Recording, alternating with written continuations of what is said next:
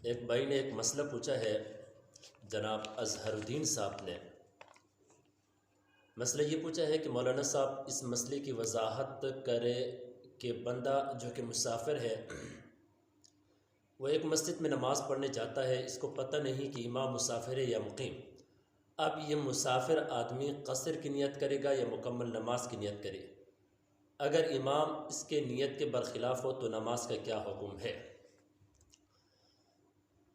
تو یہ مسئلہ عموماً سفر کے دوران ہر ایک کے ساتھ یہ مسئلہ پیش آ جاتا ہے۔ تو اس میں ایک بات یہ سمجھنے کی ضرورت ہے، جب بھی کوئی مسافر کہیں نماز پڑھنے جائے تو اس کے لیے وقتی فرض کی نیت کرنا ضروری ہے، نہ کہ تعداد رکعات کی نیت کرنا ضروری ہے۔ یعنی وہ صرف وقتی فرض کی نیت کرے گا، تعداد رکعات کی نیت کرنا کی ضرورت نہیں ہے۔ بس اگر مسافر ہے، وہ کہیں نماز پڑھنے گیا، جا کر امام کو وہ مقیم سمجھ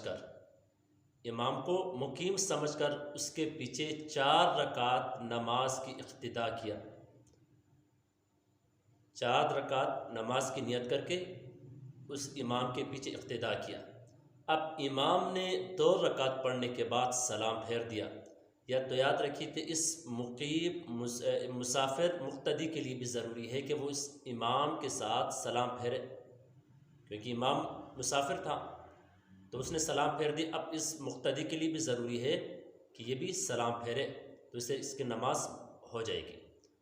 اگر اس مسافر مقتدی کی 1 رکعت رہ گئی ہو یا 2 رکعت رہ گئی ہو تو اس صورت میں وہ اپنی 2 رکعت یا 1 رکعت کو مکمل، یعنی اس میں بھی قصر کرے گا، مکمل تعداد کو مکمل کرنے کی ضرورت نہیں ہے، یعنی جو رکعتیں رہ گئی ہے اس میں بھی قصر ہی کرے گا۔